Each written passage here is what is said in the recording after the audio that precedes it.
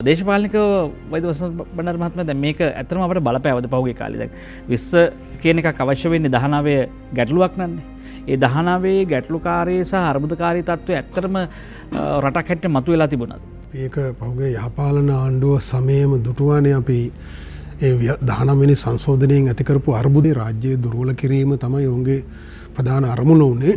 ඒකෙදි කැරට්ටලයක් ලෙස තමයි රනිල් වික්‍රමසිංහ මහත්මයාට ඒ බලතල අතට ගන්න පුළුවන් කියන එක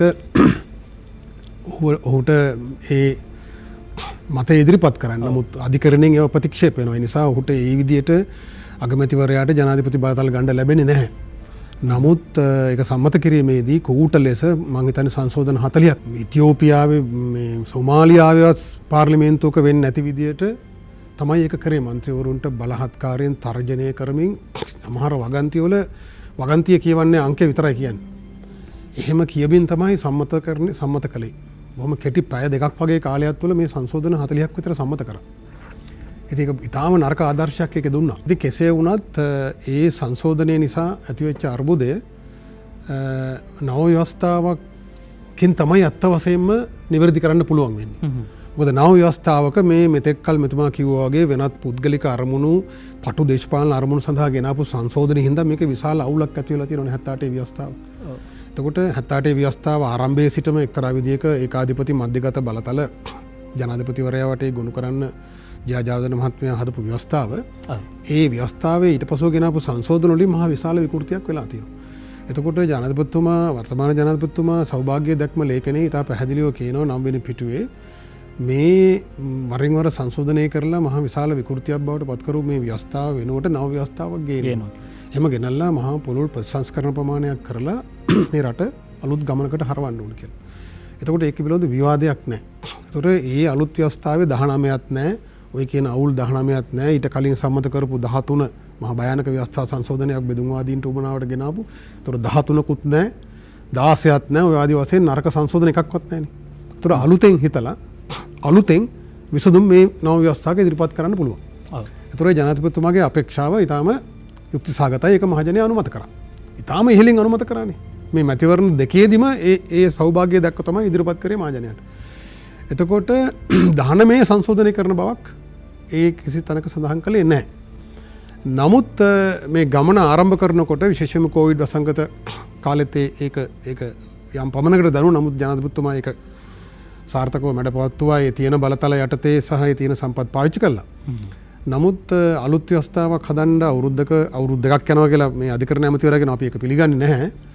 එහෙමනම් එතුමා අන්තිම කාර්යක්ෂම වෙන්න ඕන අවුරුද්දක් ගන්න ව්‍යවස්ථාව හදන්න. ජයජාවදන මහත්තයාත් අවුරුද්දක් ඇතුළත ව්‍යවස්ථාව හැදුවා. ඒ නිසා අවුරුද්දක් ඇතුළත ව්‍යවස්ථාව නව ව්‍යවස්ථාව ගේන්න ඕන.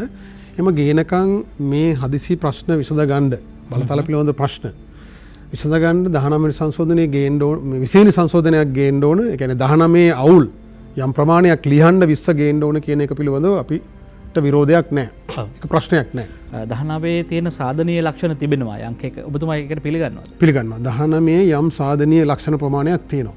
ඒවා ඇත්තටම ඇතුල් කරේ ඒක සීනි තැවරීමක් හැටියට. ඒ කියන්නේ 19 සැබෑ අරමුණ සංගවන්න. 19 සැබෑ අරමුණ මේ මහජනයාට ප්‍රජාතන්ත්‍රවාදය දෙන්න නෙමෙයි.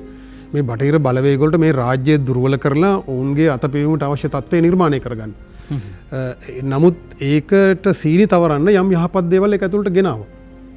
උදාහරණයක් විදිහට මේ දුත්ත පුරවැසි භාවය සම්බන්ධ බාධකයක් පැනෙව්වා. ඒක ඉතාම හොඳ දෙයක් නේ. අපි අත්දැකීමෙන් දක්වන්නේ මහ බැංකු අධිපති කොහොමද මේ හොරකම් කරලා පැනලා ගිහලා දැන් ආරක්ෂා වෙලා ඉන්නේ.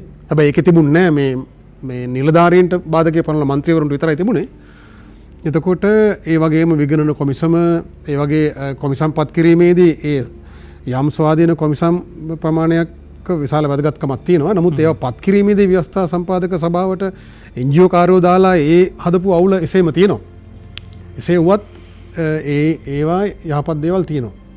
එතකොට ඒ යහපත් දේ ආරක්ෂා කරන්න ඕන අනිවාර්යයෙන්ම. කියන්නේ දැන් ගෝඨාභය රාජපක්ෂ මැතිතුමා ජනාධිපති මේ මහා ජනවරම ඇතුලේ තියෙන අපේක්ෂාව පසුගිය රජය නවත්තපු තැනින් පටන් ගන්න නෙමෙයි. දෙවෙනි කාරණය දැන් මෙවැනි ව්‍යවස්ථා සංශෝධනයක් විශේෂයෙන්ම 19 ගැන කතා කරලා ඉන්නේ. එවැනි ව්‍යවස්ථා සංශෝධනයකදී මහජනයා සහභාගී කරවා ගැනීම සඳහා යම් යම් වැඩමුළු තිබුණාය. ඒ සඳහා ජනතා අදහස් ලබා ගත්තාය කියන මතයකුත් තියෙනවා. 19 සම්බන්ධයෙන් මහජන අදහස් ගත්තේ නැහැ. ඒක බොහොම රහසිගතව හදපු ලේඛනයක්. ඒගොල්ලෝ මහජන අදහස් ගත්තේ අලුත් ව්‍යවස්ථාවක් සඳහා. ඒක කරන්න බැරි වුණා ඒගොල්ලන්ට. යහපාලන ආණ්ඩුව මේ මහජන අදහස් තැන් තැන් වල ගිහිල්ලා ගත්තේ. ඒකත් මහජන අදහස් ගත්ත එක වෙනම කතන්දරයක්. ඒ රිපෝට් එක වෙනම තියෙනවා. හැබැයි අර බෙදුම්වාදී බලවේග ජාතිවාදී බලවේග තුළ මේ හදපු දේ තමයි අවසානයේ පාර්ලිමේන්තුව ඉදිරිපත් කරේ. 19 සම්බන්ධයෙන් මහජන අදහස් කොහෙවත් ගත්තේ නැහැ. ඒක ඉතා පැහැදිලි. ඒක බොහොම සූක්ෂම 3-4 දෙනෙක් එකතු වෙලා ජයන්පති වික්‍රමරත්නලා ඒගොල්ලන්ගේ සෝමන්දිරන් මහත්තයා ඇමරිකානු ඒ උපදේශකයෝ ටිකක් ඉන්න ඔය දැනුත් ඒ පහුගිය කාලේ හිටියා මේ ක්‍රෙස්කැට් හෝටලේ. ඉතින් ඒ අය එකතු වෙලා තමයි ඒක හැදුවේ. ඒ මහජනයාගෙන් අදහස් ගත්තේ නැහැ. බොරුවක්. වෛද්‍ය වසන්ත බණ්ඩාර මහත්මයා දේශපාලනික ඇක්සෙන් බැලුවොත් දේශපාලනික වශයෙන් මේක කියවා ගත්තොත් මට කෙලින්ම කියන්න 20 ගැටලුවකද කියන කාරණයට උත්තරයක් කෙටි උත්තරයක් දීලා ගැටලුවක නම් ඇයි එසේ ගැටලුවට ලක් වෙන්නේ කියලා කාරණයක් මම කැමතියි ඔබ දැනගන්න. ඔව් ඇත්තටම 20 ගේන්න වෙන්නේ 19 නිසානේ. නැත්තම් අලුත් ව්‍යවස්ථාවට කෙලිම යන්න පුළුවන් නේ. ඒතර 20 ගෙනීම පිළිබඳ ගැටලුවක් නැහැ. නමුත් 20 ගෙනීමේදී 20 තිබූ හොඳ දේවල් හලන්න මේ ආණ්ඩුවට අයිතියක් නැහැ. මේ ආණ්ඩුවට ලැබුණු ජනවරමේ කියවෙන්නේ ජනවරම අනුව පසුගිය රජය කරපු කිසිදු නරක දෙයක් මේ ආණ්ඩුවට ආයි කරන්න බෑ. නොකළ යුතුයි. මොකද විපක්ෂයට බරපතල මේසා විශාල දඬුවමක් දීපු අවස්ථාවක් අපට ඉතිහාසයේ හම්බෙන්නේ නැහැ. සියලු විපක්ෂ බලවේග වලට මහා බරපතල දඬුවමක් ඒ අය ඉතිහාසයේ කරපු පාවාදීම් වලට වන්දි ගෙවන්න දුන්නානේ අයට. මහජනයා එහෙම දඬුවමක් දුන්නා. මෙහෙම දඬුවමක් ඉතිහාසයේ කවදාවත් දීලා නැහැ. ඒතකොට දැන් මේ ජනවරමෙන් නිර්මාණය කරපු ගෝඨාභය රාජපක්ෂ කියන චරිතයට ඔහු ඉතිහාසයේ විසින් නිර්මාණය කරපු චරිතයක්. මේ යුගයේ අවශ්‍යතාවය ඉටු කරන්න. ඒතකොට එතුමාගේ ආණ්ඩුවට කිසිසේත්ම බෑ පසුගිය ආණ්ඩුව නතර කරපු තැනින් පටන් ගන්න. එහෙම නැත්නම් ඒ ආණ්ඩුව කරපු වැරදි නැවත කරන්න. ඒ කියන්නේ විවාදයක් නැහැ, ඒක කරන්න බෑ. එතකොට එහෙනම් කරන්න තියෙන්නේ මොකද්ද? ඒ ඔවුන් කරපු යම් හොඳ දෙයක් තියෙනවා නම් ඒක ඉතුරු කරලා ඒක ආරක්ෂා කරන ගම මහජනයා අපේක්ෂා කරන හොඳ දේ. ඒ වගේම ජනාධිපතිතුමාගේ ඔළුවේ තියෙන්න පුළුවන් යම් අපේක්ෂාවන් ප්‍රමාණයක්. ඒ යහපත් දේ. ඒක තමයි කරන්න ඕනේ. ඒක තමයි ජනතා අපේක්ෂාව. ඒකට පටහැෙන දෙයක් සිද්ධ වුණොත් ජනතාවගේ අපේක්ෂා බිඳ වැටෙනවා. මේ ජනවරමේ අධ්‍යාත්මය මරණයටපත් වෙනවා. අධ්‍යාත්මය මරණයටපත් වුණාම භෞතික බලය ශරීරයේ තිබ්බට වැඩක් නැහැ. ඉතින් ඒ නිසා මෙන්න මේ 20 වෙනි සංශෝධනයේ කුමන ආකාරයට මේක කෙටුම්පත් කරද්දී එහෙම වැරදි ටිකක් වෙලා තියෙනවා. ඒ ජනතාවගේ ජනවරමේ අධ්‍යාත්මයට හානි කර වැරදි කීපයක් වෙලා තියෙනවා. අපි ප්‍රසිද්ධිය කියනවා. ඔව්. එතකොට මේකේ තියෙන ගමගෙමන්තුමා අපි ලෝකේ පිළිගත්ත මතයක් තියෙනවා. විශේෂයෙන්ම අලුත් ප්‍රතිපත්තියක් ආණ්ඩුවක් විසින් හඳුන්වලා දෙනකොට එහෙම නැත්නම් අලුත් ව්‍යවස්ථාවක් හඳුන්වලා දෙනකොට ඒකේ අන්තර්ගතය වගේම වැදගත් එතනට ළඟා වෙන ක්‍රමවේදය. මහජනයාට විශ්වාසය ඇති වෙන විදිහේ ක්‍රමවේදයකින් තමයි එතනට ළඟා වෙන්න ඕනේ. අපි බොහොම රසවත් කෑම වේලක් හැදුවට වැඩක් නැහැ. ඒක හදනකොට බොහොම අපිරිසුදු විදියට නරක විදියට පේන විදියට නම් හදන්නේ. ඒ රසවත් වුණාට වැඩක් වෙන්නේ නැහැ ඒක. ඒක කවුරුත් රස බලන්න යන්නේ නැහැ. ඒතර අන්තර්ගතයේ කුමක් තිබුණා වුණත් මේ ක්‍රමවේදය. දැන් මේ කෙටුම්පත ගන්නකො. දැන් මේ අමතිවරයාට වගකීමක් තියෙනවා මේ කෙටුම්පත ගියනකොට. මේ කෙටුම්පතේ මේ වගේ විශේෂ ව්‍යවස්ථාවක ව්‍යවස්ථා මේ ගැසට් කරපු එක මේ මාගාව තියෙන අමාත්‍ය මණ්ඩලයට ඉදිරිපත් කරපු එක. එතකොට ඒකෙදී සාමාන්‍යයෙන් මේ ආරම්භයේදී කියනවා සංශෝධනය කරනු ලබන්නේ කුමන වගන්තිද ඒකේ අරමුණ මොකක්ද කියලා. එතකොට හරි පහසුයි මේක වටහා ගන්න අමාත්‍යවරුන්ටත් ජනාධිපතිවරයාටත්. ජනාධිපතිතුමාටත් මේ හැම කරුණක් අකුරක් ගානේ බලමින් ඒ ගැන විශ්ලේෂණයක් ගන්න අමාරුයි. එතකොට මේ යම් නිශ්චිත අමාත්‍යංශය මේක කරනකොට ඒක පැහැදිලිව කියන්න ඕනේ මෙන්න මේ වගන්තිය වලින් අරමුණ මේකයි සංශෝධනය කිරීමේ අරමුණ කියලා. හැබැයි ඒක එහෙම නෑ, මේකට අමුල්ලා නෑ. එතකොට මේක අමාත්‍ය මණ්ඩලයට ඉදිරිපත් කරලා බොහොම පැය ගානකින් මේක අනුමත කරනවා. ඒ කියන්නේ අමාත්‍යවරුන්ට අවස්ථාවක් දුන්නේ නැහැ. අමාත්‍ය මණ්ඩල පත්‍රිකාවේ ඒක සඳහන් වුණේ නැහැ. සාමාන්‍යයෙන් මෙවැනි අවස්ථාවක ප්‍රතිපත්තියක් සම්බන්ධයෙන් අමාත්‍යවරුන්ට අවස්ථාව දෙනවා සතියකින් ලිඛිතව අදහස් ඉදිරිපත් කරන අමාත්‍ය මණ්ඩලයට. දැන් උදාහරණයක් විදිහට අර MCC ගිවිසුම සම්බන්ධ වාර්තාව නිකුත් වුණාම අමාත්‍යවරුන්ට අවස්ථාව දුන්නා ඒ වාර්තාව සම්බන්ධයෙන් අමාත්‍යවරුන්ගේ මතය සතියක් ඇතුළත ලිඛිතව ලබා දෙන්න. මේක සම්බන්ධයෙන් මේක මහා විශාල සමාජයේ කතාබහට ලක් වෙන ගැටලුවක් විය හැකි දෙයක් වුණාට ජනමතයට අභියෝගයක් විය හැකි දෙයක් වුණාට එහෙම අවස්ථාව දුන්නේ නැහැ. මේ ලේඛනයේ ඒ වෙලේ කතා කරලා ඉක්මනින් කතා කරලා ඒක සම්මත කරගන්නවා. ඒතර අමාත්‍යවරයා ඒ සම්බන්ධයෙන් ඉල්ලීමක් කරලා තිබුණේ නැහැ. අමාත්‍යවරයා තමයි ඉල්ලීම කරන්න ඕනේ. මේක අමාත්‍යවරුන්ට ඉදිරිපත් කරායින් පස්සේ අමාත්‍යවරුන්ගේ අදහස් අරගෙන තමයි මම මේක ගැසට් කරන්න කියලා. ඒතර වැරදි දෙකක් වුණා. එකක් මේකෙදී ඒ සංශෝධනය කරන වගන්ති සංශෝධනය කරන්නේ කුමන අරමුණක් සඳහාද කියන ලේඛනයේ නැහැ. අංක 1. දෙවෙනි එක අර අවස්ථාව දුන්නේ නැහැ. එතකොට දැන් ඊට අමතරව දැන් මේ අද පත්‍රයේ තියෙනවා අමාත්‍යවරයා කියන කතාවක් බොරුයි කියලා. මේ ඩේලි මිරර් පුවත්පත. අමාත්‍යවරයා කියනවා ජනාධිපතිතුමාට පාස්කු ඉරිදා ප්‍රහාරයෙන් පස්සේ පොලිස්පතිවරයා අස්කරන්න බැරි වුණේ 19 වෙනි සංශෝධනය නිසා කියලා. මම මේවා කියන්නේ අමාත්‍යවරයාට විවේචනය කරන්න නෙමෙයි. මෙහෙම කරාම මහජන විශ්වාසය බිඳ වැටෙනවා. ඒ නිසා. එහෙම කරන්න එපා කියන එක මේ කියන්නේ. මොකද පොලිස්පති අස්කරන්න බැරි වෙන්නේ 19 වෙනි සංශෝධනය නිසා නෙමෙයි. පොලිස්පති අස්කරන්න බැරි වෙන්නේ 2002 රනිල් වික්‍රමසිංහ මහත්මයා පනතක් ගේනවා රාජ්‍ය නිලධාරියෙන් ඉවත් කිරීමේ පනත. Removal of Public Officers Act. Removal of Officers Procedures Act. ඒතර මේ පනත අනුව ජනාධිපතිවරයාට බෑ පොලිස්පති ඉවත් කරන්න. ඒකට ඉවත් කරන ක්‍රමවේදයක් කියලා තියෙනවා. ඒ නිශ්චිත ක්‍රමවේදයක් තියෙනවා. ඒ ඔක්කොම රෝගියෙක් නම් මානසික රෝගියෙක් නම් දඬුවමක් ලබලා තියෙනවා නම් අධිකරණයෙන් ඒ වගේ ක්‍රමවේදයක් තියෙනවා. එහෙම නැත්නම් පාර්ලිමේන්තුවේ යෝජනාවක් ගෙනල්ලා ඒක සම්මත කරන්න ඕන බහුතර ඡන්දේ. එතකොට මේ ඇමතිවරයා කියනවා ඔහු ඒක දන්නේ නැතුවද මම දන්නේ නැහැ. නමුත් එහෙම ප්‍රකාශ කළාම දැන් මේ පත්‍රයේ කියනවා ඇමතිවරයා කියපු එක වැරදි කියලා. ඒතර මේ ව්‍යවස්ථාවක් සංශෝධනය කරන වෙලාවක ඒ සම්බන්ධයෙන් එවැනි ප්‍රකාශ කරලා එවැනි මහජනයා ඉදිරියේ එහෙම අව탁සීරුවට ලක් වුණාම මේ ක්‍රියාවලිය ගැන මහජනයාට සැකයක් ඇති වෙනවා. මම කිව්වේ දැන් ඇමතිවරුන්ට අවස්ථාව දීලා නැහැ ඒ මතය ගේන්න.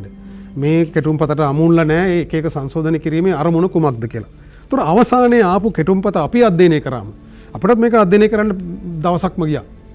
එතකොට මේකේ සමහර ඒවා තියෙන්නේ මේ අංක දාලා තියෙන්නේ මේ වගන්තිය සම්පූර්ණයෙන් කියලා නැහැ. ඒතර ආයි ව්‍යවස්ථාව අරගෙන පෙරලගෙන ඒක බලන්න ඕනේ.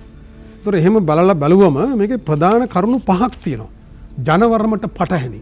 මම පුද්ගලිකව විශ්වාස කරන්නේ මේ සියලුම සියුම් කරුණු පිළිබඳව ජනාධිපතිතුමා දැනුවත් වෙලා ඇති කියලා. ඒ කියන්නේ මෙතුමා පැහැදිලිව සඳහන් කළා වගේ ජනාධිපතිතුමාගේ බලයට ප්‍රශ්නයක් නැහැ. බලය පත් කිරීමේ බලය එතුමාට ලැබෙනවා. එතකොට අර තියෙන දේ හොඳ දෙයක් නේ. ජ්‍යෙෂ්ඨත්වයේ තියෙන අය පත් කරාම තමයි 15 උසාවිවල වැඩ කරපු විනිසුරුවරයෙක් පත් කරාම තමයි මේ 15 උසාවිවල ඉන්න නිලධාරීන්ගේ දුක් ගැනවිල්ල දන්නේ. ඒක හොඳ දෙයක්. ඒතර ඒක අයින් කරේ මොකද්ද? මොකටද ඒක අයින් කරේ? අපි හිතන්නේ ජනාධිපතිතුමාට එහෙම උමනාවක් තියෙනවා කියලා. Tamanට ඕනෑම කෙනෙක් පහල මේ ජූනියර් කෙනෙක් හරි කැමති කෙනෙක් දාගන්න උමනාවක් කියලා එහෙම නැහැ. එතුමාගේ පත් කිරීමේ බලය ආරක්ෂා වෙනවා. ඒතර මේ දෙවෙනි කාරණේ ඇයි? පත් කිරීමේ බලය ලැබුණාන් පස්සේ ඕනෑම කෙනෙක් දාන්න තත්ත්වය හදා ගන්නවා. ඒක ජනතාව අපේක්ෂා කරන දේ නෙමෙයි. ජනතාව මේ ජනවර්මයේ අපේක්ෂාව යුක්තිය. යුක්ති සහගත නිවැරදි දේ කරන පාලකයෙක් කියන එක තමයි ගෝඨාභය රාජපක්ෂ මහත්තයාට තියෙන ප්‍රතිරූපය. ඒක හොඳ දෙයක්. එතකොට ඒ ප්‍රතිරූපයට හානි වෙනවා මේ වගේ දේවල් කරාම. ඒතර මේවා ඇතුළට දැම්මේ කවුද කියන එක මේ නීති කැටුම්පත් අස්සේ නිලධාරීන් ඔහේ මෝඩකමට දැම්මද මේවා කපලා දැම්මද පෑනේ නිකන් කැපුණාද? එහෙම නැත්නම් හිතාමතා කළාද කියන ප්‍රශ්නේ. ඒතර මේකෙදි මා ජනවරමට පටහැනි කියලා කිව්වේ මේ ජනවරම දූෂණයට වංචාවට බලහත්කාරයට හරි ළඟට මේ අධිරාජ්‍යවාදී මහා බලපෑම් වලට යටත් වීමට ජාතික ආරක්ෂාව අනතුරේ හෙලීමට මහජනයාගේ ප්‍රජාතන්ත්‍රවාදී අයිතිවාසිකම් උල්ලංඝනය කිරීමට ඒවට එරෙහිවනේ මේ ජනවරම නිර්මාණය වෙන්නේ. එතකොට මේ සංශෝධනයේදී ඉතා පරිස්සම් විය යුතුයි. මේ සංශෝධනයෙන් ආණ්ඩුවේ ප්‍රතිරූපය එළියට පේනවා. ඒතර මේ අමතිවරයාටත් මහා විශාල වගකීමක් තිබුණා. එතුමා නීතිඥයෙක් තමයි. නමුත් එතුමා මහා දේශපාලන අත්දැකීම් ජනවරම සම්බන්ධයෙන් අත්දැකීම් තියෙන කෙනෙක් නෙමෙයි. ඉතින් එතුමා මේ පාර්ලිමේන්තුවට මේ පත් වෙච්ච ගමන්ම එතුමාට මේ තනතුරු ලැබෙන්නේ. අපි හිතනවා ඒකත් බලපාන්න නැති මේ ජනවරම දිහා බලලා මේ ජනවරමේ අධ්‍යාත්මයේ දිහා බලලා මේ වැරදි නොකළ යුතුයි. මේක කරපු ගමන් මේක ජනවරමට බලපානවා. දැන් මම උදාහරණ දෙක තුනක් කියන්නම්. දැන් නීතියක් ගේනකොට ඒක ජනාධිපතිතුමා පැය 24න් මේ විධායකේ මේ අධිකරණයේ මතය විමසලා පාර්ලිමේන්තුවට දාලා සම්මත කරනවා කියන්නේ මහජනයාට කිසිදු අවස්ථාවක් ලැබෙන්නේ නැහැ. ඒ ගැන ඒක හොඳද නරකද කියලා බලන්න. අපේ පරමාධිපත්‍යය මහජනයාට මේ ව්‍යවස්ථාවෙන් පරමාධිපත්‍යය තියෙන. ඒතර අපේ නියෝජිතයෙක් යවලා තියෙනවා. ඒ නියෝජිතයාට හම්බෙන්නේ නැහැ වෙලාවක් මේක දැනගන්න. පාර්ලිමේන්තුවට එනවා අත උස්සපාංකව මත ඉස්සුවා. ඒතර ඒක ඇතුලේ මොනවද තියෙන්නේ? MCC පනත. එහෙම නැත්නම් මේ රට පාවා දෙන පනතක්ද මොකද්ද? රටේ ජනතාවගේ ඉඩම් අයිතිය හවුසින පනතක්ද පරිසරය විනාශ කරන පනතක්ද මහජනයට අයිතිය තියෙන්න ඕනේ කතා කරන්න. කතා කරලා තියෙද්දි මහජනයා ඒක දැනගෙන ඉද්දි මන්ත්‍රීවරු මහජන මතයට විරුද්ධව ඡන්දය දෙනවා එක වෙනම කතාවක්. දැනගෙන අපායට යන්න පුළුවන්. එතකොට ඒක අහෝසි කළේ ඇයි? ඒ කියන්නේ ඒක අහෝසි කරලා තිබුණේ 19 කරපු හොඳ දෙයක් තමයි 78 JRගේ ව්‍යවස්ථාවේ තිබුණු ඒ ප්‍රතිපාදනය අයින් කරා 122 වෙනි වගන්තිය. ඒක අයින් කරපු එක ඉතා හොඳ දෙයක්. එහෙනම් ඒක දැන් තියන්න එපා. හොඳ දේ තියන්න එපා. දැන් අයින් කරා. එහෙනම් හොර රහසේ පනත් ගේන එක හොඳයි කියලාද කියන්නේ? ඒක ජනයාගේ අපේක්ෂාව නෙමෙයි. ඒක ජනවරමට පටහැනි. දෙවෙනි කාරණේ. මීට පෙර ජයජාවදන ව්‍යවස්ථාවේ ගැසට් කරලා ඒත් අලුත් පනතක් ගෙනකොට ගැසට් කරලා දවස් 7යි තියන්න ඕනේ. ඔව්. දවස් 7ක් මදි. ගැසට් කරලා ගැසට් එක හම්බෙන්නත් මිනිස්සුන්ට වෙලා යනවා. සාකච්ඡාවක් කරන්න සම්මන්ත්‍රණයක් කරන්න වෙලාවක් යනවා. අධ්‍යයනය කරන්න. දැන් අපිටත් මෙතුමාටත් දවසක්ම ගියා. මටත් මේකට දවසක්ම ගියා මේ ව්‍යවස්ථාව පෙරලගෙන මේ කින් එක බලන්න. ඒතර අයියාර මේ අර මා මුලින් කියපු අමුණුම නැහැනේ මේකේ. සංශෝධනය කරන්නේ කොමුණ වගන්තියද මොකක්ද අරමුණ කියලා මේක නෑ. මේක කෙනෙකුට චෝදනා කරන්න පුළුවන් හිතාමතාම තමයි එහෙම හදලා තියෙන්නේ කියලා. ලේසියෙන් ඉගෙන ගන්න බෑ මේක හොයා ගන්න බෑ මහජනයාට. මේක දැනුම තියෙන කෙනෙකුට තමයි මේක හොයා ගන්න පුළුවන්. එතකොට අර වගේ දවස් 7ක් මදි කියලා ඒක 14 කරා 19 මිනිත් සංශෝධනය. හොඳ දෙයක්. මහජනයාට තව සතියක් වැඩිපුර දෙන එක හොඳයි. ඔව්. මේගොල්ලෝ ආයසරයක් ඒක 7ට බැස්සුවා. ඒක යහපත් දෙයක්ද?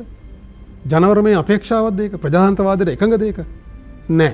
ජනාධිපතිතුමා ලැබෙන ප්‍රයෝජනේ මොකක්ද? ඒකෙන් ජනාධිපතිතුමා ලැබෙන ප්‍රයෝජනේ මොකක්ද? ජනතුමාගේ ප්‍රතිරූපයට හානියක් වෙනවා මිසක් මම කියන්නේ මේක නරකම තැනක ඉඳන් කියනවා නම් මේක හදපු මිනිස්සු මේ ජනාධිපතිතුමාගේ ප්‍රතිරූපය විනාශ කරන්න කොමන්ත්‍රණයක් කරා කියලාත් කියන්න පුළුවන්. මම එහෙම කියන්නේ නෑ. කෙනෙකුට එහෙමත් කියන්න පුළුවන්. ඇයි මේ ගොන් වැඩ කරන්නේ කියලා. ඒකෙන් ජනාධිපතිතුමාගේ ප්‍රතිරූපයට හානියක් වෙනවා මේ ජනවරමට හානියක් වෙනවා. තුන්වෙනි කාරණේ මොකද්ද? දැන් 53 වෙනි වගන්තියේ තියෙනවා අමුණුමක් උපලේඛනයක් 7 වෙනි උපලේඛනේ. ඒක ව්‍යවස්ථාවේ 6 වෙනි සංශෝධනයෙන් ගෙනාවේ බෙදුම්වාදයට පක්ෂපාතී නොවන බවට දියුරුමක් ගන්න ඕන. ඒතර මේ 53 වගන්තිය නැවත සංශෝධනය කරද්දී අලුත් 53 වගන්තිය මේ උපලේඛනේ නැහැ. පරණ උපලේඛනේ විතරයි තියෙන්නේ. කෙනෙකුට කියන්න පුළුවන් 78 ව්‍යවස්ථාවේ තිබුණ එක ගත්ත නිසා වැරදීමකින් මේක ඉවත් වෙලා කියලා. හැබැයි වැරදීමකින් ඉවත් වුණත් එහෙනම් කොච්චර වැරදිද? එහෙනම් මේවා සොයා බැලීමකින් තොරවනේ කැබිනට් එකට දාලා තියෙන ජනාධිපතිතුමාට දාලා තියෙන්නේ. එහෙනම් කොච්චර වගකීම් විරහිතද? අමාත්‍යවරයා සහ ඔහුගේ කණ්ඩායම. ඒත් වැරදි. වැරදීමකින් වුණා නම් ඒත් බරපතලයි. ඒ නොසලකිලිමත් භාවයේ වගකීම් විරහිත භාවය හිතාමතා කරා නම් ඒ වගේ 10 ගුණයක් බරපතලයි. බෙදුම්වාදයට එරෙහිව සංශෝධනය මේ දියුරුමක් දෙන්න ඕනේ නැහැ කියනවා නම් මේ කොමිසම් වල සමාජිකයෝ ඉහළ නිලධාරීන් මොන තරම් බරපතලද? ඒක මහජනයා පිළිගනීද? මහජනයාකට සමාව දෙනවද? ඒ වරදට බරපතල වරදක්. ඊළඟට විගණ කොමිසම කියන්නේ මහජනයාගේ මුදල් වලට රාජ්‍ය වග කියනවා කියන එක තහවුරු කරන ප්‍රධානම දෙකක් තමයි ඒවා භාවිතා කිරීමේදී. ඔව්. ඒක පාලනය කරන්න යම් තුන්වෙනි පාර්ශවයක් කිසිම බැලීම ඊළඟට ඒවා විගණනය කිරීම. වියදම් කරාට පස්සේ ඒක සොයා බැලීම. ඒතර විගණන කොමිසම අහෝසි කරන එක හොඳ දෙයක් නෙමෙයි. එපමණක් නෙමෙයි විගණන කොමිසම අහෝසි කරලා නතර වෙන්නේ නැහැ. විගණනය කිරීමට බලය තියෙන ආයතන 150ක්. ඒ කියන්නේ රජයට කොටස් හිමි 51කට වඩා කොටස් හිමි රාජ්‍ය සමාගම් තියෙනවා. පුද්ගලික මේ සමාගම් පනතේ ලියාපදිංචි කරමු. ඒ ආයතන 150ක් විගණනය කරන්න බැරි වෙනවා දැන්. මේක සම්මත වුණාන් පස්සේ ඒවා විගණනය කරන්න බෑ. ඒගොල්ලන්ට ඕන පිස්සුවක් කෙලින්න පුළුවන්. ඊළඟට ජනාධිපතිතුමාගේ කාර්යාලය සහ අගමැතිතුමාගේ කාර්යාලය විගණනය කරන්න බෑ. ඒක හොඳ දෙයක්ද? ජනාධිපතිතුමා කිසිසේත්ම කියන එකක් නැහැ. මගේ කාර්යාලය විගණනය කරන්න එන්න එපා කියලා. ඒක එතුමාගේ ප්‍රතිරූපයට හොඳ නැහැ. අයිය ඒතර ඒක කරේ. එතුමාගේ ප්‍රතිරූපේ බිඳවට්ටන්නද? එතකොට දැන් හිතන්න කෝප් සහ කෝපා කියලා කමිටු දෙකක් තියෙනවා පාර්ලිමේන්තුවේ මේ රාජ්‍ය ආයතන වල ගිණුම් පරීක්ෂා කරන්න.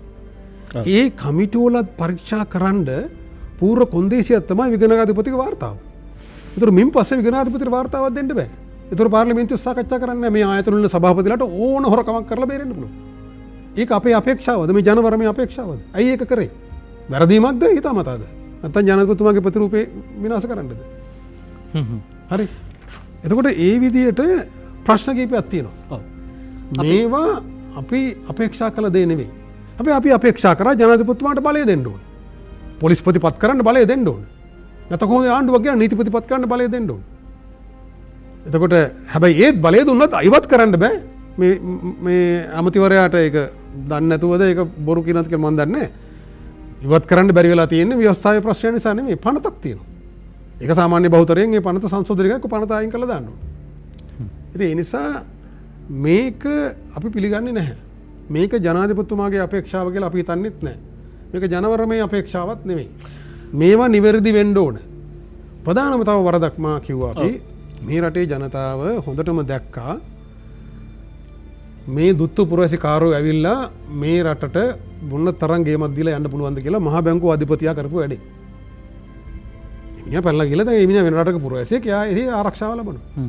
එතකොට අපි කියමින් හිටියා ජාතික සංවිධාන සහ මහජනයා මන්ත්‍රීවරුන්ට විතරක් නෙමෙයි මේ දුත්තු පුරවැසි බාධකේ පනවන්න ඕනේ උසස් රාජ්‍ය නිලධාරීන්ටත් මහා බැංකුව අධිපති පොලිස්පති නීතිපති හමුදාපතිවරු සහ අමාත්‍යාංශ ලේකම්වරු.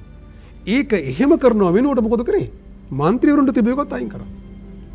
ඒක ජනවරමේ අපේක්ෂාවද? ඒක අපේ අපේක්ෂාවද? මේක පිටිපස්සේ වෙන පිටපතක් දේශපාලන තිබෙනවා කියලා ඔබ විශ්වාස කරනවද? දැන් ඔබතුමා මම මේ ප්‍රශ්නේ විමසන්නේම සාධාරණව එහෙම චෝදනාවක් ඕනෑම කෙනෙකුට එල්ල කරන්න පුළුවන්.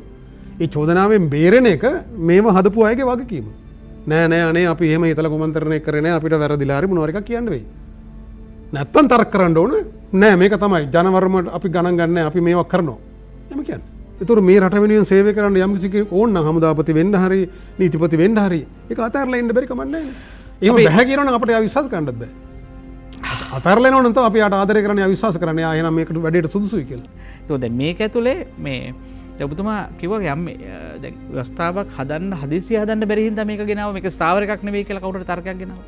මේක සකස් කරපු අයට වගකීමක් තියෙනවා.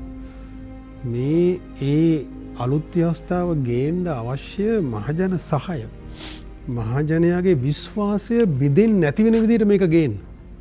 දැන් මොකද්ද කරේ? දැන් සතුරාට මේ රාජ්‍යයට සතුරු මේ රටට සතුරු මිනිස්සුන්ට දැන් hinaවේ බලන් ඉන්න පුළුවන් මේ ජනවරම රකින්න ඕන කියන අපිටම සිද්ධ වෙලා තියෙනවා මේක විවේචනය කරන්න. එතකොට මේක මේ විදිහට වගකීම් විරහිත ලෙස සකස් කරපු නිසා තමයි මේ තත්ත්වය ඇති වෙන්නේ. අපිට මේක දිහා බලාගෙන ජනවරමට හානියක් වෙනවා ආණ්ඩුව සතුරු බලවේගවලට වාසියක් වෙනවයි කියලා අපිට කටවාගෙන ඉන්න බෑ. එතන සතුරා hina වෙවි ඉන්නවා ඇති දැන්. ඒ අයට පිනා chance එකක් හම්බුණා. දැන් අපිම මේක මේ ජනවරම නිර්මාණය කරපු මිනිස්සු හැටියට අපිම දැන් මේක විවේචනය කරන්න වෙලා තියෙනවා. ඒතර එහෙනම් මේක පිටිපස්සේ මොන හරි කුමන්ත්‍රණයක් තිබ්බනම් හරි මෝඩකමක් තිබ්බනම් දැන් ඒකෙන් ඒ සතුරාගේ උමනාව ඊට වෙලා තියෙනවා. දැන් මේ ව්‍යවස්ථාව මල් වට්ටියක් විදිහට මිනිස්සු ඉතා යහපත් දෙයක් අලුත් ව්‍යවස්ථාව එනකන් ජනාධිපතිතුමාට අත්‍යවශ්‍ය බලය ලබා දෙන්න හොඳ දේ ඉතුරු කරලා ගෙනාවා. එහෙනම් අපි ඒක මල් වට්ටියක්සේ සමාජයට අරගෙන යනවා. අපි වෙනුවෙන් පෙනී සිටිනවා. ඒතර මහජනයාගේ විශ්වාසය තහවුරු වෙන අලුත් ව්‍යවස්ථාවක් ගේන්න මේ අයට පුළුවන් මේ ඇමතිවරයාට පුළුවන් මේ ආණ්ඩුවට පුළුවන් එන යහපත් දේ ගෙනේ කියලා. දැන් මොකක්ද උනේ? දැන් මේ කරපු ගොන් වැඩෙන් මේ කරපු කුමන්ත්‍රණය හෝ නොසලකැලිමත් භාවය හරි මොකක් හරි හේතුව නිසා මේ හදපු අවුල නිසා දැන් අර අලුත් ව්‍යවස්ථාවත් පිළිබඳ විශ්වාසයට පළුදු වෙනවා. එහෙනම් ඒකත් මේ විදිහට ගෙනියද කියලා මිනිහෙකුට හිතන්න පුළුවන්. ඒ නිසා මේක වහාම නිවැරදි කරලා වරදක් වුණාම නිහතමානීව සමාවරන් නිවැරදි කරාම සමහරට හිටියට වඩා විශ්වාසය තහවුරු වෙනවා. පුද්ගලික සමාගම් සමීක්ෂණ කරලා තියෙනවා. සමහරට සමාගමකින් වැරද්දක් වුණාම ඔය මම දැක්ක ළඟදිත් වාර්තාවක් ගුවන් සමාගමක් කරපු අධ්‍යයනයක් ඔවුන්ට වරදක් සිදු වෙනවා. හැබැයි ඔවුන් වරදට සමාවරගෙන වරද නිවැරදි කරාම ඔවුන්ගේ ප්‍රතිරූපය හිටියට වඩා උඩට එනවා. හරි. ඒත් ඒ වගේ දැන් මේ වරදට ඇමතිවරයා හෝ කවුරු හෝ සමාවරගෙන මේ වරද නිවැරදි කරලා ගැසට් එක නැවත ගහපුවම ඔවුන්ගේ ප්‍රතිරූපේ නැවත විශ්වාසය හැදෙනවා. වරදක් වුණාම සමාවරන් නිවැරදි කරනවා කියන උතුම් මිනිස් ගුණයක් නේ. නෑ අපි ඒක කරනවා මොකාව කොහමර තුනෙන් දෙකෙන් සම්මත කරනවා කියනවනම් මහජනයාට විශ්වාසය නැති වෙනවා. එහෙනම් අලුත් ව්‍යවස්ථාවක් මේ විදිහට ගේන්න හදන්නේ කියලා. ඒ නිසා මේක තීරණාත්මක කාරණයක්. මා සම විටම පුද්ගලිකව දේශපාලන විග්‍රහවලදී හිතන්නේ සතුරාගේ පැත්තේ. සතුරා මේ වෙලාවේ මොනව කරයිද ඔහුගේ උමනාව කුමක්ද කියලා. ඒතර මේ බෙදුම්වාදී බලවේග ඔබතුමා දැකලා ඇති මේ න්‍යායාචාර්යවරු පහුගිය කාලෙම කෙරුම් මතේ තමයි අලුත් ව්‍යවස්ථාවක් එපා. ඔවුන් විරුද්ධයි අලුත් ව්‍යවස්ථාවක් එනවට. මොකද අලුත් ව්‍යවස්ථාවේ 13 නැහැ. ඒ වෙනුවට වෙන විකල්පයක් එනවා. එතකොට බෙදුම්වාදීන්ගේ මාර්ගසිතියම සම්පූර්ණයෙන් අවුල් වෙනවා. ඒ නිසා ඔවුන්ට ඕන කෙසේ හෝ මේ ව්‍යවස්ථාව තියාගන්න. මේ ව්‍යවස්ථාව තියාගත්තොත් තමයි මේ 13 ඉතුරු වෙන්නේ. එතකොට මේ ව්‍යවස්ථාවේ 13 තියාගෙන හිටියොත් තමයි කොයියම් වෙලාවක සමාජයේ දුර්වල වෙලා මේ පාර්ලිමේන්තුව දුර්වල පාර්ලිමේන්තුවක් මුදලට එන මේ ගොන් තකතිරු ටික එක ඇතුළට රිංගගත්ත වෙලාවක මේ 13 බලාත්මක කරන සංශෝධන දෙක තුනක් දාගන්න පුළුවන්.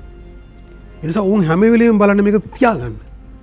එතකොට ඔවුන්ගේ පැත්තෙන් හිතුවොත් ඔවුන්ගේ පැත්තෙන් හිතුවොත් ආණ්ඩුවේ ප්‍රතිරූපය අවුල් කරලා මේ විශ්සදී ආණ්ඩුක්‍රම ව්‍යවස්ථා සංශෝධනය සම්බන්ධයෙන් විශ්වාසය අවුල් කරාම අලුත් එක ගේන්න බැරි වෙනවා. ඒතර අවුලක් හැදෙනවා. ඒක සතුරාට වාසි. සතුරාට වාසි නැති වෙන්නේ මේක මල් වට්ටියක් විදිහට පූජනීය විදිහට ගෙනාවන. ගෝඨාභය රාජපක්ෂ මහත්තයාට ඒ නිශ්චිත බලතල ප්‍රමාණයක් අවශ්‍යයි. නීතිපති පත් කරන්න පුළුවන් වෙන්න ඕන. පොලිස්පති පත් කරන්න පුළුවන් වෙන්න ඕන. ඒතර අස් කරන්න බැරි පස්සේ අර පනත සංශෝධනය කරන්න ඒකට තුන දෙයක් ඕනේ. ඒක එක දවසක වැඩක්. හරි එක දවසක නේ ඒකත් පනත සංශෝධනය කරන ගැසට් කරලා ඒක කරන්න ඕන. එතකොට සති දෙක තුනක වැඩක්. ඒතර එහෙම කරා නම් නේද මහා විශ්වාසය තහවුරු වෙන්නේ. මේක ඊටාම උතුම් ක්‍රියාවක්. මේක කිසිම ගේම් එකක් නෑ වරදක් නෑ. මෙන්න ඊළඟ එක එනවා. කලබලය හදිස්සියේ එහෙම කලබලයක් තියෙන්න දෙන්නේ කොවිඩ් වසංගතයේ ඔය මොන ඔය කියන බලතල නැතුව ගෝඨාභය රාජපක්ෂ මහත්තයා අපූර්වට ඒක පාලනය කරා. ඒ සමාජ සතුව තිබුණු සම්පත් යදෙව්වා. නිලධාරීන් යදෙව්වා. ඒ ක්‍රියාවලිය අරගෙන ගියා. ඉතින් ඒ නිසා මේ කියන හදිස්සියක් තිබුණේ නැහැ. අමාත්‍ය මණ්ඩලයට සතියක් නොදී අමාත්‍යවරුන්ගේ අදහස් ගන්න යන තරම් කලබලයක් තියෙන්න විදියක් නැහැ.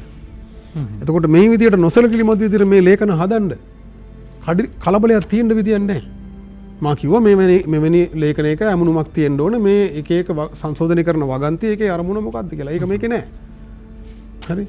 එතකොට මේක හදපු අය අමාත්‍යවරයා සිට පහලට සියලු දෙනා පිළිතුරු බඳින්න ඕනේ. ජනාධිපතිතුමා එහෙම පිළිතුරු කැඳවයිද මම දන්නේ නැහැ. හැබැයි එයාට උතුමක් තියෙනවා මහජනයා පැත්තෙන් අපි කියනවා ජනාධිපතිතුමාටත් පිළිතුරු බඳින්න අපටත් පිළිතුරු බඳින්න. මේ වරදුනේ කොහොමද? බැරි වෙලා නොදන්නා කමට හරි ඒ අයගේ තියෙන නොසලකිලිමත් භාවය හරි වගකීම් විරහිත භාවය හරි වැඩ බැරිකම හරි මොනවා හරි වෙන්න පුළුවන්. ඒ කොමන හේතුවක් වුණත් ප්‍රතිඵලය සමානයි.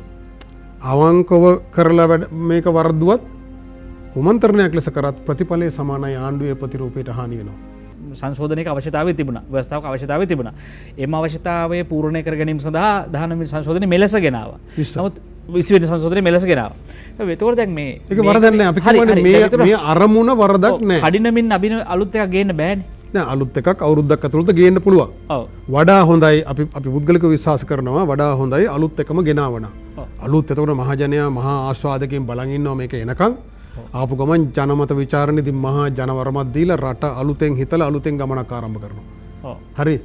ඒ කියන්නේ මේ කසාද බැඳලා මගුල් කාලා ගෙදර යන්න ඉන්න එක්කෙනා ආයේ නිකන් ගෙදවල වසරින් ගන්න ගිහිල්ලා ඒකේ ගෞරවය නැති කරගන්න ඕනේ නැහැ. ඒ වගේ එකක් මේක. හරි. මහා ගෞරවයකින් ආස්වාදයකින් මේ ගමන යන්න තිබුණු එක මේ සංස්ථා. මේක නොගෙනව නම් හොඳයි. හැබැයි කියනවනම් මේක ඕන අපිට නැතුව යන්න බෑ කියලා අපි ඒත් පිළිගන්නවා. අපේ ප්‍රශ්නේ තියෙන්නේ එහෙම ගේන්න ගිහිල්ලා මේ වෙන අකරතැබ්බයක් කරලා මේ ප්‍රතිරූපය හානි කරගත්තේ ඇයි කියන ප්‍රශ්නේ. ඒක වැරදි කියලා. අපිට ඒකට කතා නොකර ඉන්න බෑ.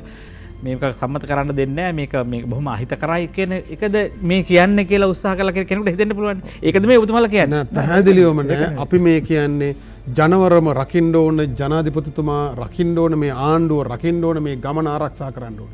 ඒ සඳහා තමයි අපි මේ කතා කරන්නේ. හැබැයි මේගොල්ලෝ කතා කරන්නේ 19 රකින්න.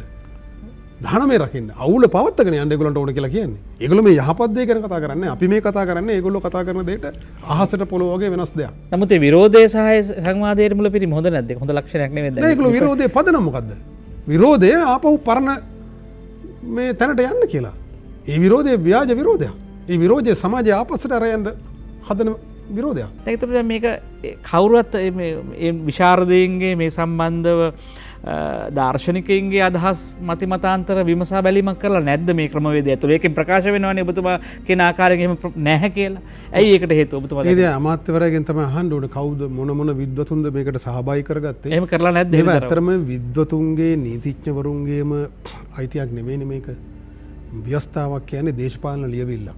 ඒක නීතියට අදාළ වෙන්නේ සම්මත කළාට පස්සේ. සම්මත කළාට පස්සේ උසාවියක අභියෝග කරත් තමයි නීතිඥතුමන්ලට ඒකේ භූමිකාව හිමි වෙන්නේ. ඒක දේශපාලන ලියවිල්ල. ඒක දේශපාලඥයන්ගේ වැඩක්. ඒ නිසා නීතිය දැනගත්ත පමණින් දේශපාලන අත්දැකීම් නැත්තම් මේ වගේ අනතුරුදායක දේවල් දෙවසින් දකින්න කලින් දකින්න ඥානය නැත්තම් අත්දැකීම් නැත්තම් මේ වගේ පටලවැනීම් වෙනවා. නීතිය නෙවෙයි මේ ව්‍යවස්ථාවක් කියන්නේ නීතියක් වුණත් ඒක සම්මත කරන තේ දේශපාලන ලියවිල්ල. ඒක දේශපාලන සංවාදයක්. දේශපාලන ගැටුමක් ඒක ඇතුළේ තියෙනවා. ඒතකොට ඒක විසඳ ගන්න ඒක තේරුම් ගන්න ප්‍රඥාව නැත්තම් නීතිය කොච්චර දරන් හිටියත් අවුල් කරගන්නවා. මේ අවුල හැදලා තියෙන එකනේ. නීතිය නොදන්න නෙවෙයිනේ. මේ අලිසබ්‍රි මැතිතුමා නීතිය නොදන්නවා වගේ අපි කියන්නේ නැහැනේ. එතුමා ජනාධිපති නීතිඥවරයෙක්. එතුමා නීතිය දන්නවා දේශපාලනේ දන්නේ නැහැ. එතරම් මේ ප්‍රශ්නේ. මේ අමාත්‍ය මණ්ඩලය සම්බන්ධ කාරණයේදී ගමගේ මැතිතුමා මේ වෙලාව මට මම ඉන්දියාවේ ඇවිදපු නැති තැනක් නැහැ. ඉන්දියාවේ වගේ රටක් ගත්තොත් එහෙම ඉන්දියාවේ වගේ රාජ්‍ය සේවය ගත්තොත් අපේ රාජ්‍ය සේවයට හැරෙන්නවත් බෑ. හරි. ඉන්දියාවේ මහා දැවැන්ත ඒ නිදහස් ව්‍යාපාරයෙන් ජාතික නිදහස් ව්‍යාපාරයෙන් හැදිච්ච මහා උසස් රාජ්‍ය සේවයක් තියෙනවා. රාජ්‍ය සේවයේ මහා බල සම්පන්න දේශපාලඥයන්ට වඩා බල සම්පන්න උසස් විශ්වාසනීය මිනිස්සු ඉන්නවා.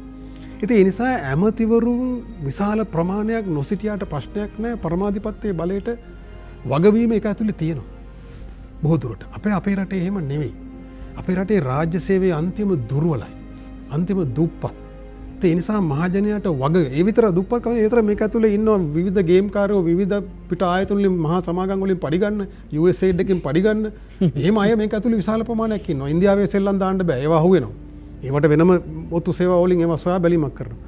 එතකොට ඒ නිසා අමාත්‍යවරයෙකුට දැන් මම දන්නවා සමහර අමාත්‍යංශවලට මම අමාත්‍යංශ දෙකක ස්විච්චාවෙන් පඩිය 7ක්වත් ගන්න නැතුව උපදේශකයෙක් ලෙස වැඩ කරලා තිනවා. මම බස් එකේ කෝච්චියේ පයින් ගිහිල්ලා ඒ තැන්වල හිටියම මා දැකපු දේ තමයි සමහර අමාත්‍යවරුන්ට ආයතන 20 30 තියෙනවා. ඒ ඔක්කොම බලන්න අමාත්‍යවරයාට වෙලාවක් නැහැ.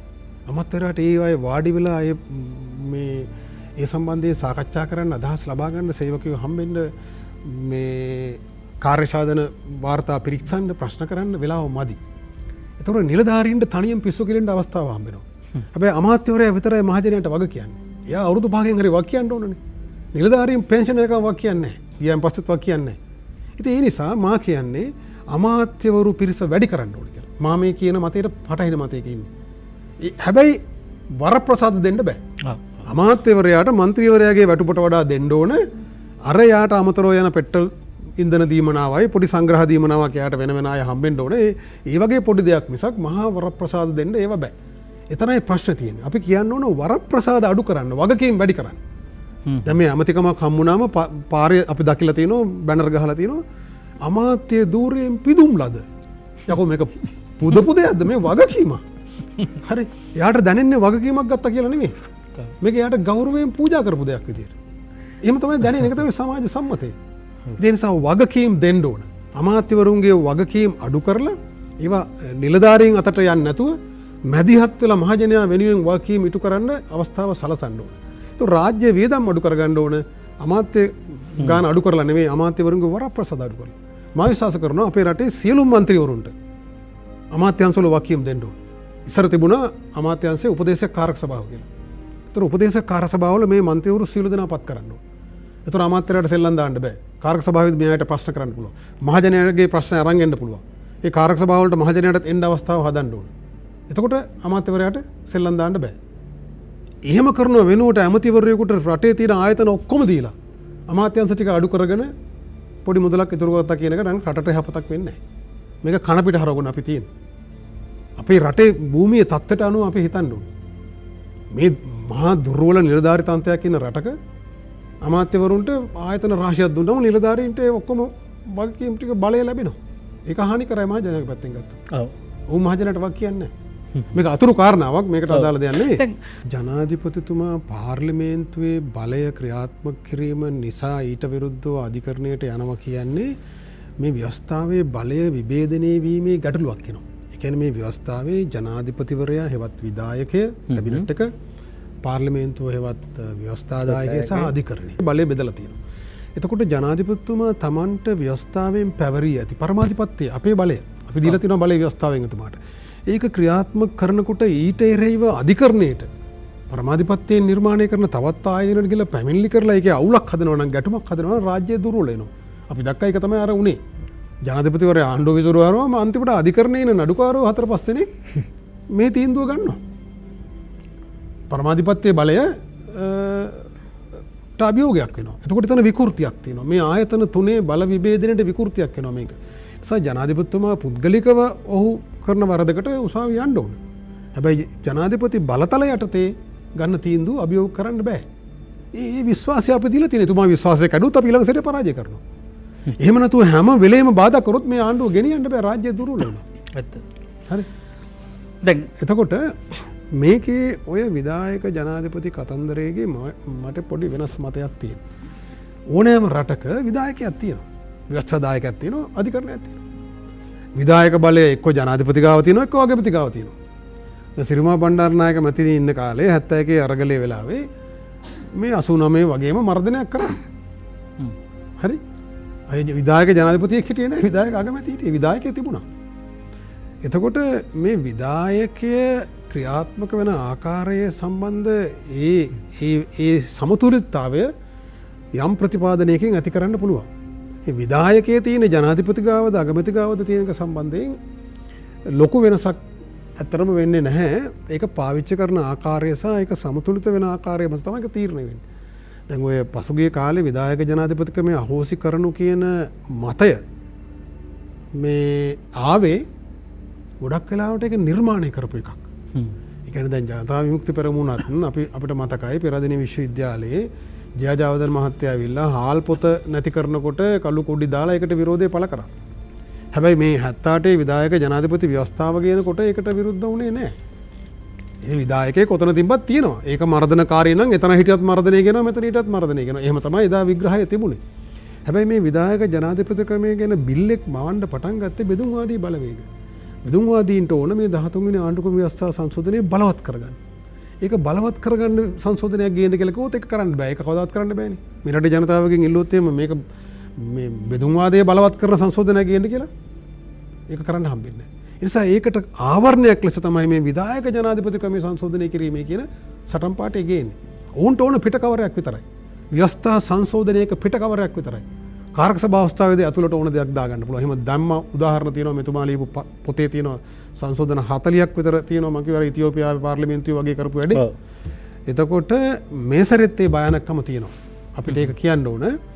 මෙතුමා කිව්වා දැන් මේ වැරදි නිවැරදි කරලා මේක නැවත ගැසට් කරන්න ඕන අමාත්‍ය මණ්ඩලයට දාලා කියලා. එහෙම කියන්න හේතුවක් තියෙනවා.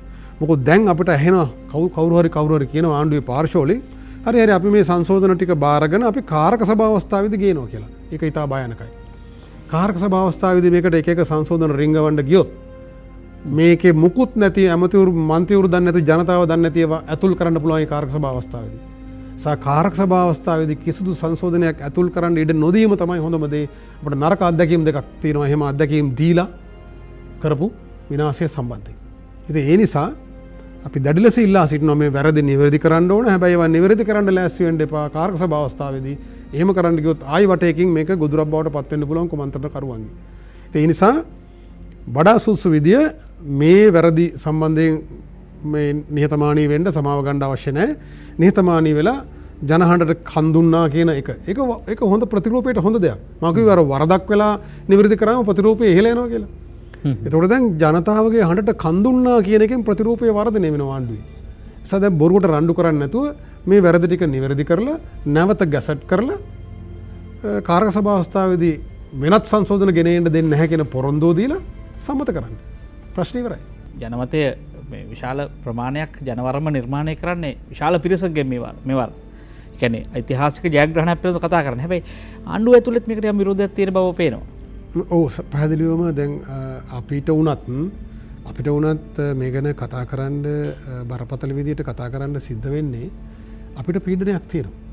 අපි මේ ජනවරම නිර්මාණය කරන්න සමාජයේ ඇවිදපු කතා කරපු පන්සලක් ගානේ ගමක් ගානේ රැසියෙන් තියපු පත්‍රිකා බෙදා හරපු මිනිස්සු. ඒතර අපෙන් ප්‍රශ්න කරනවා.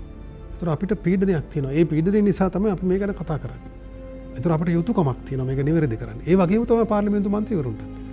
දැන් මෙවර පත්වෙච්ච මන්ත්‍රීවරුන්ගේ යම් පිරිසකට සමහර අයට මේව සංවේදී නැහැ. ඒ අයට මේ පක්ෂයේ ලොක්කට සර් කියාගෙන මොනවාරි ලැබෙන දේවල් භුක්ති විඳගෙන මගුල් ගෙදර මල ගෙදර ගිහලා මහජනයාට ගුණාට අඳගෙන හොරකම් ටික කරගෙන කාපුවා මිට්ටේ කරගෙන ඊළඟ චන්ද්‍ර ලෑස් වෙන්නේ. එහෙම පිරිසක් ඉන්නවා ඔගේ අති බහුතරයක්.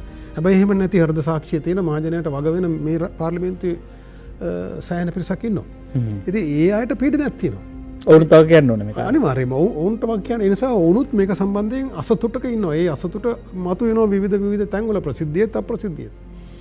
ඉතින් ඒ නිසා මේක නිවැරදි වේ යුතුයි. මේ ප්‍රශ්නේ එන්න එනවා. හැබැයි එකක් පැහැදිලිව කියන්න ඕන ගමගේ මැතිතුමා අර සජිත් ප්‍රේමදාස මහත්තයාගේ විරෝධය සහ මේක අහසට පොළොව වගේ. එතුමන්ලා කියන්නේ 19 ආරක්ෂා කරන්න. 19න් ආපු ප්‍රජාතන්ත්‍රවාදයක් නෑ.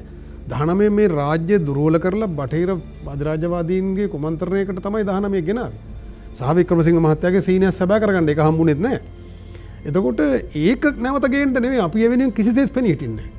අපි මේ කියන්නේ මේ ජනවරම නිර්මාණය කරුව මිනිසුන්ගේ අපේක්ෂා ගෝඨාභය රාජපක්ෂ මහත්තයාගේ අපේක්ෂා ඔහුගේ අධිෂ්ඨානයට සාධාරණේ ඉටු කරන විදිහට මේ සංශෝධනය කරන්න. එතකොට එතුමාට බලය දෙන්න ඕනේ විධායකයට බලය දෙන්න කොහරනේ NGO කාර්යෝ 3 දෙනෙකුට බලය දීලා මෙන්න හරියන්නේ නැහැ ව්‍යවස්ථා සම්පාදක සභාවට. එතුමා කිව්වා හූල් කියන මනුස්සයා කරන වැඩේ. යකෝ හරි වැඩන්නේ අපි පරමාධිපත්‍යයේ බලය දෙනවා ජනාධිපතිට ඡන්දය දීලා മന്ത്രിවරුන්ට දෙනවා. මේ කොහොතන NGO කාර්යයක් ඇවිල්ලා ඔක්කොම බලතල අතේ තියාගෙන සෙල්ලම් දානවා. ඒක විකෘතියන්නේ. ඉතින් ඒ නිසා ජනාධිපතිට බලය ඕන. ඒ බලය ඔහු ගන්නේ ජනතාවගේ. ඔහු ඒ බලය අයුතු ලෙස පාවිච්චි කරොත් ඊළඟ අවුරුදු මැතිවරණයේදී අපි ඔහු ගෙදර යවනවා. හරි. එහෙම තමයි මේ ලෝකේ පුරා මේ ක්‍රියාවලිය චක්‍රීයව සිදු වෙන්නේ. බලය ලැබුණා බලය අයුතු ලෙස පාවිච්චි කරොත් ඒකට නරක ප්‍රතිඵල එනවා. එහෙම තමයි බැලන්ස් වෙන්නේ. ඒ කියන්නේ පරමාධිපත්‍යයේ බලය මේ ඡන්ද ක්‍රමයේ තියෙන්නේ. අවුරුදු 5කින් හරි අපිට ඔහු අල්ල ගන්න පුළුවන්. ඔහුට ඒකට බන්දි ගෙවන්න වෙනවා. ඒකට වාක් කියන්න වෙනවා. ඉතින් ඒ නිසා මේ විරෝධය සාධාරණ විරෝධයක් තියෙනවා ව්‍යාජ විරෝධයක් තියෙනවා. සජිත් ප්‍රේමදාසලාගේ විරෝධය ව්‍යාජ විරෝධයක්. මේක ආපසු කැලේ අරන් යන්න විරෝධයක්. සහ ආණ්ඩුවට මොකෙන් හරි ගහන්න. මොනවා හරි ගල් කැලකින් ගහන්න ඕනේ. දැන් මේ විරෝධයක් මතුවෙලා තියෙනවා වුණත් විරෝධයක් මතු කරනවා. උන්ට මේ වගේ වගේක් නැහැ මේ රටට හෙන ගැහුවොත් උන්ට ගානක් නැහැ. උන්ගේ බලය ගන්න පුළුවන්. උන් කැමති මේක විනාශ වෙනවට මේක ගැටුමට යනවට. උන් හැම වෙලේම මේක තමයි ප්‍රාර්ථනා කරන්නේ. නිසා ඔවුන්ගේ විරෝධය අපේ විරෝධය කරුණා කරලා ඒක සමාන කරන්න එපා මහජනයෙකුත් ඉල්ලා සිටිනවා ආසයි පොළොවයි වගේ විරෝධයක් කියලා. මාධ්‍යයට සහ සමස්ත ජනතාවට මොකක්ද තියෙන පැවරන වගේ මේක ඉස්සරහට ධනාත්මකව ගෙනියන්න ඉස්සරහට. මේක විශ්ව ගෙනියන්න නෙවෙයි. විශ්ව වඩා වෙනස් කරගන්න. පළවෙනි දේ මේක සතුරාට ආයුධ දෙන්න සතුරා hina වෙවි බලන් ඉන්නවා.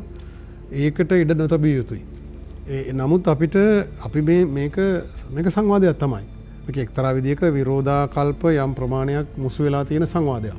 ඒ කියන්නේ විරෝධයක් ඕනනේ මේක කෙටි කාලයයිනේ තියෙන්නේ.